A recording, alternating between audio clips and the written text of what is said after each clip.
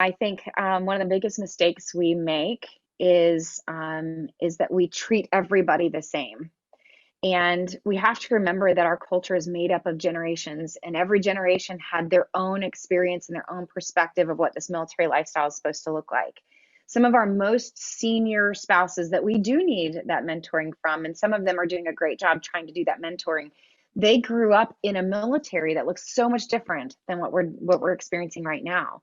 So many of them grew up in a military where they were verbally told that they could ruin their spouse's career, right? And so they may still feel that that's something that can impact their service member's career. And so we can't fault them for the experience that they had in a different military than we're experiencing now.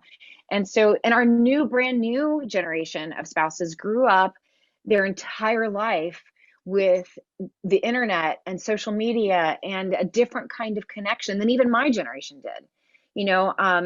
The internet and all the social media came into play during my first assignment, and it really didn't take center stage until the second assignment that we were at. And so I have an experience of the military, at least one assignment where so much of the military experience with other families was in person and having barbecue nights in your neighbor's house, and you're not texting each other asking how you're doing, you're knocking on the doors asking how you're doing. And so even my experience of the military is going to be different from that newer generation that's coming in, that's just going to text their neighbor and say, do you need anything from the grocery store? And so I think first of all, we have to understand that this is a multi-generational culture, that it has different perspectives of what the military is, what it should be, how we should treat each other. And we have to work with that, not fight against it. And so when we are mentoring each other, it's kind of stepping into each other's worlds and learning from each other, but also accepting from both sides.